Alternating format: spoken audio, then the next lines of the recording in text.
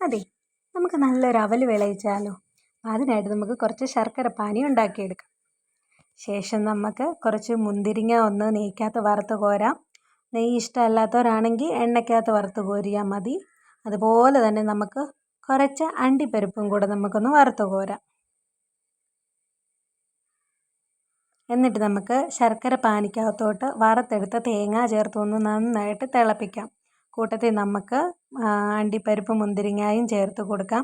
കുറച്ച് ചതച്ച ഏലക്കായും ജീരകവും കൂടെ ചേർത്ത് നന്നായിട്ടൊന്ന് ഇളക്കി യോജിപ്പിച്ചെടുക്കാം. ഒരുപാടങ്ങ് വരട്ടിയെടുക്കരുത്, ലൂസായിട്ട് നിൽക്കുന്ന രീതിയിൽ. അപ്പോൾ എല്ലാവരും എൻ്റെ കൊച്ചടുക്കള ഒന്ന് സബ്സ്ക്രൈബ് ചെയ്യണം, ബെല്ലൈക്കൺ അമർത്തണം, കൂടെ ഒന്ന് ലൈക്കും ചെയ്യണേ. അപ്പം നമുക്ക് നമ്മുടെ അവൽ ചേർത്ത് കൊടുക്കാം. ചേർത്ത് നന്നായിട്ടൊന്ന് ഇളക്കിയെടുക്കാം.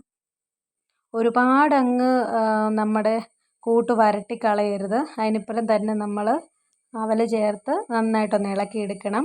സാധാരണ നമ്മൾ അവൽ നനച്ചെടുക്കുന്നതിൽ നിന്നും ഒരുപാട് വ്യത്യസ്തമാണ് അവൽ വിളയിക്കുന്നത്. കാരണം നമ്മൾ ഫ്രൈഡ് ആയിട്ടല്ലേ എടുക്കുന്നത്. അപ്പം ഒരു കുറച്ച് ദിവസം, അതായത് ഒരാഴ്ചത്തോളമൊക്കെ നമുക്ക് സൂക്ഷിച്ച് വെച്ചിട്ട് ഉപയോഗിക്കാൻ പറ്റും ഇങ്ങനെ ചെയ്തെടുക്കുമ്പം.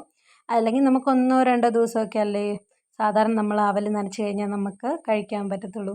മാത്രമല്ല ഇതിൻ്റെ ടേസ്റ്റ് വേറൊരു വ്യത്യസ്തമാണ്. അപ്പോൾ നിങ്ങളെല്ലാവരും ശടേന്ന് സമയം കളയാതെ ഇതൊന്ന് ഉണ്ടാക്കി നോക്കണം. ഒരു കട്ടൻ്റെ ഒക്കെ കൂടെ കഴിക്കാൻ അടിപൊളിയാണ്. അപ്പോൾ ഓക്കെ, ബായ്.